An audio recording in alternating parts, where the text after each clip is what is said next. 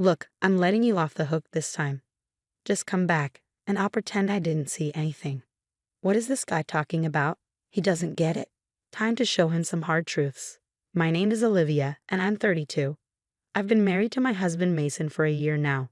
We met at a friend's party, hit it off, started dating, and eventually got married.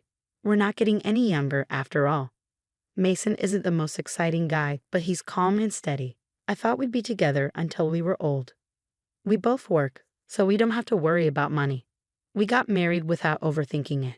I do most of the housework since we're both busy with our jobs. Mason never helps. He's either relaxing or leaving early, rarely home. But I never found housework a burden. My parents lived like this too, and I thought this was how a wife's life should be. I have a regular 9-to-5 job and no major hobbies. Mason and I were never very talkative. We respected each other's space, and it was never a problem. Life just went on. One night, Mason came home late, probably from drinking with coworkers or friends, who knows. I welcomed him. Mason, you're home late. Had a long night out, huh? Dinner's still there if you want it. But I guess you're not eating this late, are you? He turned around, said nothing, and walked into the living room, ignoring me. I sighed. Here we go again. Whenever Mason is in a bad mood, he gets very quiet, so I figured something at work or during his night out must have upset him. Best to let him be. I know better than to bother him when he's like this.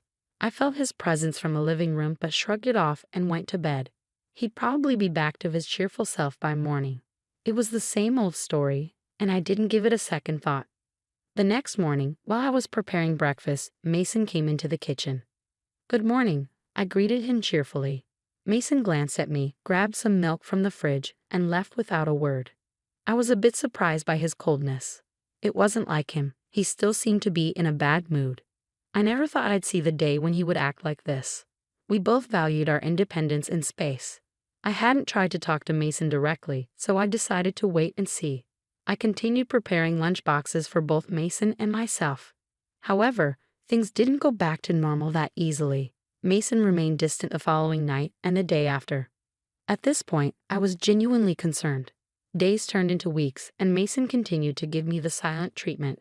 I tried reaching out through WhatsApp and even left him notes, but he ignored it all. However, he'd eat the meals I prepared. I noticed the empty lunchbox in the sink, so I knew he ate the packed lunch. So I put a note in a cooler bag. I thought if he found a note while enjoying a lunch I made with love, he'd have to react. But that was another miss. Mason said nothing. Before I knew it, over a month had passed in this strange silence. I felt helpless. I had tried everything, but nothing worked. Then, one evening, I took a drastic step. I deliberately didn't prepare dinner. Every evening, I made dinner when I got home. But what if I didn't? How would Mason, who's been ignoring me, react? I decided to find out. When Mason came home, I pretended to be watching TV in the living room. Mason came into the living room and looked intently at the table where dinner usually waited. But tonight, the table was empty. After looking at the barren table, Mason turned his gaze to me. Holding my breath, I waited for him to say something, but he walked into the living room in complete silence. I heard the front door open and shut with a bang. I was stunned. Why am I being ignored like this? I had no idea. I was left bewildered, sitting alone on the living room couch. The next morning, I woke up and went to the living room. Mason was already gone. Did he go to work already? Curious, I looked on the living room table and found a note. Reading the words on it, my eyes went wide. Stop skipping out on your wifely duties, it read, scribbled hastily in messy handwriting. Something inside me snapped. That's it. I'm done. Why do I have to keep pleasing Mason? Is this going to be my life forever? We were never a clingy couple, but this is just unacceptable. There's no reason for him to do this, nor an opportunity for me to even ask about it. For the last month, the stifling silence in the house has been unbearable. I wrote next to Mason's scribble, I'm going back to my parents' house. I quickly packed up my things and went home. My sudden arrival surprised my parents, but after I explained how Mason had been ignoring me for over a month without any apparent reason, they understood and welcomed me warmly. It felt good to be in an environment where I could have a normal conversation. For now, I decided to stay here and see how Mason reacts before deciding on my next steps. I didn't hear from Mason the day I left. Knowing him, he's probably assuming I'm just trying to make a point and will continue to ignore me. Well, let's see how long this lasts. Days turned into weeks, and there was still no call or message from Mason via WhatsApp or any other means. He didn't even bother to visit my parents' house. Before I knew it, half a year had passed. I had nearly forgotten about Mason altogether. Then one day, as I was leaving my parents' house to go shopping, there he was. Mason, standing with a defiant and angry expression. I was shocked and froze in my tracks. Mason just glared at me, still not saying a word. Is this game still going on? It was almost laughable how silent Mason was. But then, in the next moment, he tried to walk into my parents' house without saying a word. Whoa, hold on there. I stopped him. Mason looked at me, his face a mix of anger and disbelief, but still silent. I warned, don't just walk in. I will call the police. Finally, after more than 6 months, Mason spoke, a snide smile on his lips. Look at you, acting all high and mighty. Since when do you get like this? Just because you're at your parents' house doesn't mean you can talk to me like that. I remembered Mason being a bit rough around the edges, but not like this. Lost in thought, I was jolted back to reality when Mason suddenly erupted. What were you thinking? Leaving the house for half a year, having a good time at your parents'? Get a grip. Mason kept ranting, then gestured as if to say, I can't believe this. Look, I'll cut you some slack this time, okay? Just come home. I'm willing to overlook it this once. Mason spoke so condescendingly. I calmly responded, I think you're confused. You and I are strangers now, you know? Mason's face went blank, then turned red with rage. He started yelling again. What are you saying? Have you lost your mind? We're married, aren't we? Stop playing games. His intense outburst silenced me for a moment. He kept yelling, I'm saying I'll forgive you this time, so stop messing around and pack your bags. At that moment, my own anger boiled over. He talked like he was doing me a favor by forgiving me, as if I'd done something wrong. That infuriated me even more. Moreover, it seemed Mason had no clue what had happened in the last 6 months. Finally, I snapped at Mason, who was still yelling. I received divorce papers from your mother, signed them, and already filed them with the court. So we're not married anymore. Got it? We're strangers. Total strangers. Understand? I emphasized the word strangers, and Mason looked at me, his face drained of color. He seemed genuinely shocked. Here's what happened, I continued. A month after I moved back to my parents' home, your mother, Helen, called me to a cafe near our house. We had never been close, and I hadn't seen her for a while. After brief pleasantries, she handed me an envelope. What's this? I asked, tilting my head. Open it. Even you will understand, she said. I opened the envelope and pulled out the paper inside. It was a divorce petition, already signed and stamped by you. Confused, I looked at Helen. The eyes of your mother, who was glaring at me, were the same as yours, full of disdain. While putting the divorce petition back into the envelope, I asked her, So, is this Mason's doing? Did he say anything to you about this? Helen let out an exaggerated sigh before answering. Oh yes, he said plenty. Would you like to hear? I smiled at her and replied, Yes, please go ahead. She launched into her story.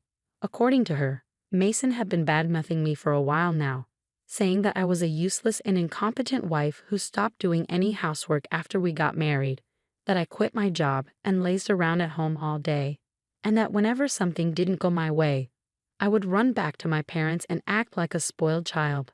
Helen's eyes never left mine as she spoke, and it was clear she believed every word of Mason's lies.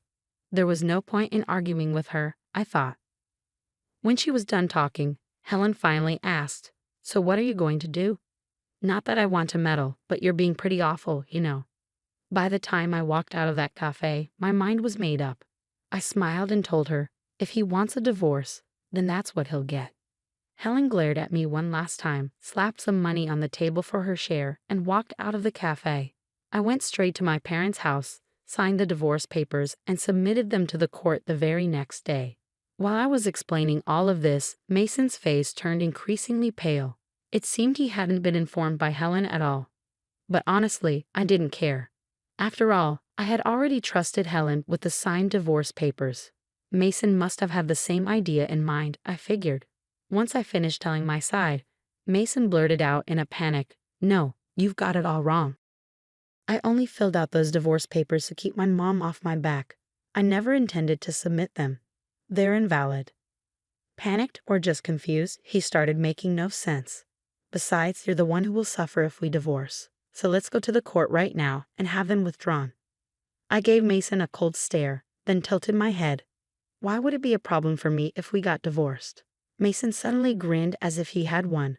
Think about your age. At your age with a divorced history, no one will want you. That's why I'm saying I'll take you back. This is for your benefit. You get it. I'm saying we can pretend the divorce never happened and you should be happy, Mason said, his arrogance and delusional thinking palpable. I couldn't help but roll my eyes. Listen, we're not kids. A divorce doesn't just get erased. And for the record, I'm already married to someone else. Mason's jaw dropped and he went silent. What? Really? Do you want me to repeat myself? I'm married to someone else. Mason, who had a look of disbelief, suddenly started making a fuss. That's a lie. You're just trying to look good, aren't you? You're making up stories to get me to go away, aren't you? You're really making a fool out of me. You know that such lies won't work. As I was wondering how to explain to this idiot, a presence came from behind me, and a man appeared at the entrance. The man looked at me and Mason alternately, looking confused. Mason, for his part, was surprised to see a stranger coming out of my parents' home and fell silent. When I looked at the man, he tilted his head and asked, "Is something wrong?" Feeling awkward, I smiled and turned to Mason. "This is my husband, Noah." Noah greeted Mason with a slight, skeptical nod. Mason took a step back and looked up at Noah. It made sense. Noah was a former national rugby player with an imposing physique. Overwhelmed by Noah's appearance, Mason suddenly started to make excuses. No, you've got it all wrong. My old boss told me you've been married for about a year now, and your wife might start to get a little uncomfortable. Better put her in her place, he said. So I did, and guess what? Turns out he got dumped by his wife and kids. What a fool, right? I was just doing what he told me to do. I never wanted to do any of that stuff. You understand, right, Olivia? I looked at Mason with a gaze filled with disgust, fed up with his pathetic excuses. Mason looked puzzled, maybe because my reaction wasn't what he expected. Then Noah spoke up. Sorry, but could you leave immediately and never come back here? If you approach Olivia again, I'll call the police. As he said this, Noah firmly pushed Mason out of the doorway. Intimidated by Noah's force and determination, Mason fled the scene. For a while, we both remained wary, concerned that Mason might harbor a grudge and do something irrational. But days turned into weeks, and we never heard from him again. One day, curiosity got the best of me, and I reached out to a mutual friend to inquire about Mason. We began by catching up on casual topics, but when I asked about Mason, our friend sighed and filled me in. Surprisingly, Mason quit his job just a few days after showing up at your parents' house. The reason? Turns out Mason was always in agreement with his boss, whom he trusted when the boss harassed subordinates at work. It became a big issue in the company. As a result, the boss was resigned. Resigned being a euphemism, he was basically demoted to some remote mountainous area I'd never heard of. Apparently, Mason was expected to be transferred as well, but he quit out of pride. According to our friend, he's still jobless. He's been looking for work, but his arrogance has hindered his efforts. Even when recruiters offer him opportunities, he declines interviews. Furthermore, news of him quitting reached his mother, who then disowned him due to her own extreme personality. Finally, our friend said he blames everything on his old manager and just drowns his sorrows every day. At this rate, he'll ruin his health before he ever finds another job. It's a mess. I hope he finds a new spouse or something, but that's unlikely. We both chuckled as we hung up the phone. Mason seemed to be drowning his days in job hunting and drinking. Thanks to him, I am now living a peaceful life with Noah. Interestingly, Noah was actually my colleague. Upon hearing about my divorce, he had eagerly pursued me. Though we started dating only 6 months after my divorce, which made me somewhat hesitant, I was quickly drawn to his confident manner and kind personality. After getting married, Noah told me that he had always had a crush on me and he was heartbroken when I got married. I laughed and apologized for not noticing his feelings sooner. Noah helps me around the house, a task I used to handle alone. Whenever we eat together, he always says how delicious the food is with a smile. It's these little things that make me incredibly happy, something I never expected. I was probably numb to it all, having grown up with old-fashioned parents. Now I am living a sparkling married life with Noah, who always delights in even the most ordinary things. I'm convinced that with him, I'll have a happy life all the way through our golden years. And so I am certain.